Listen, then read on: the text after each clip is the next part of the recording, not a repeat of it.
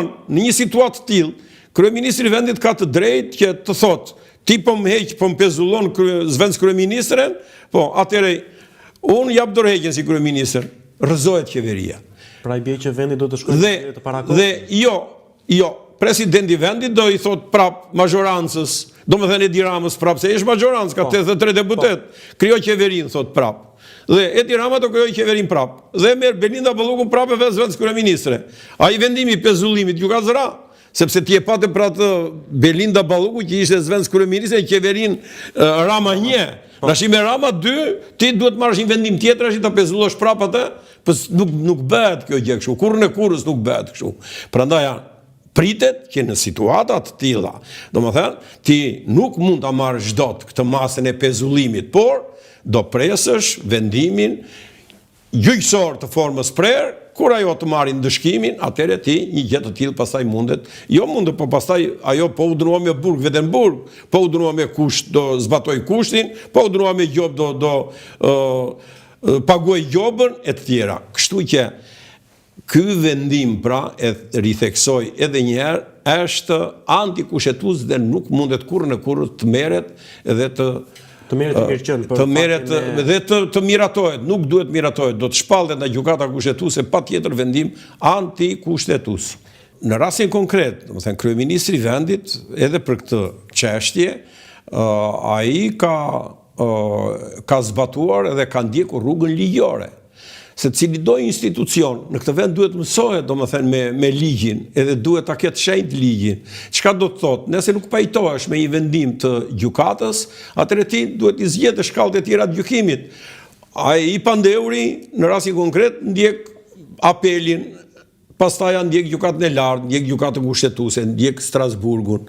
Kryeministri i një vendi, po dhe vetë një antar qeverie, kur e shikon, domethënë, që bëhet një mospërputhje e një vendimi të sistemit gjyqësor të gjykatës, që e konsideron antikushtetues dhe ka bindjen për një gjë të tillë, atëherë ai nuk duhet të heshti, po duhet ta çojë te gjykata kushtetuese dhe kur të vendosi gjykata kushtetuese, vendimi i gjykatës kushtetuese pastaj është ligj dhe ti do ta zbatosh këtë ligj. Kështu që këtu s'ka absolutisht asnjë lloj ndryrje, asnjë lloj gjëje që një kryeministër vendi kur shikon që po gabon rënd sistemi gjyqësor sipas konceptit që ai ka për se është ekzekutivi i këtij vendi, është pushteti i dytë i këtij vendi. Domethënë i pari është legislativi, parlamenti, i dyti është ekzekutivi, i treti është gjyqësori.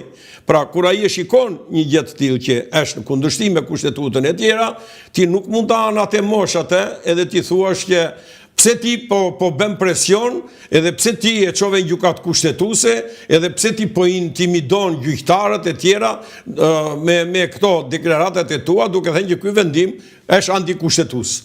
Për mua është antikushtetues si institucion, prandaj po ja çoj gjykatës kushtetuese. Kur gjykata kushtetuese thotë jo, është kushtetues dhe gjykata ka drejt, kryeministri është detyruar të zbatojë një për një vendimin që ka marrë gjykata pastaj dhe s'ka me të bëj, domethënë, as deklarat, as tutje, as tu, pse do t'i nënshtrohet ligjit. Dhe ligji është vendimi i gjykatës kushtetuese në rastin konkret. Por të bësh siç ka bërë sot, ato dije kur e bën këta shoqatës së gjyqtarëve, deklarat kundër kryeministrit se po ndërhyn pushtetin gjyqësor, politika e të tjera. Kjo duke dhe bjerë jashtëzakonisht keqe. Çfarë ere të keqe bje? Sepse këta vetë edhe kështu vetë dekonspirohen këto shoqata. Ajo është një shoqat bisht i Sali Berishës. Një shoqat që më shumë ndikim. Atje ka Argita Berisha, se ajo i ka formësuar ata dhe ajo jep drejtimin. Atje, se sa të jetë një shoqat realisht e gjyqtarëve.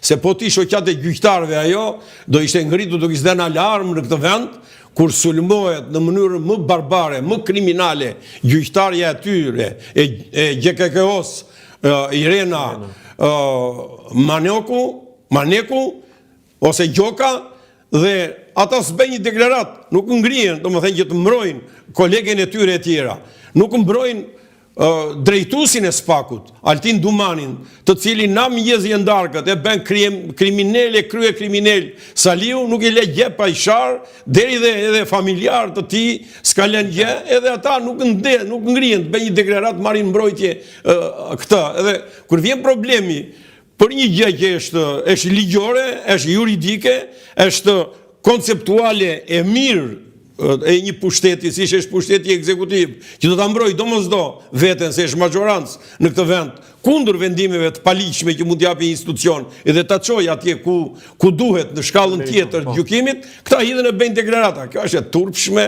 edhe kjo i bën, domethënë ata i zhvleftëson shumë, edhe kjo tregon që pushteti gjyqësor ende është i kapur, një pjesë e mirë e tij i kapur, prej fytit do thoshja unë, e kanë shkelmi në fyt, edhe na Saliu ata edhe na Argita, dhe ky është turpi i dheut në një situatë të tillë, në një Shqipëri të tillë që duam të futemi në Europë, edhe duam shpejt domethënë të futemi. Dalim pak te kjo pjesa avokat ku ju e theksot pak më parë që sulmohet Irena Gjoka. Si komenton ju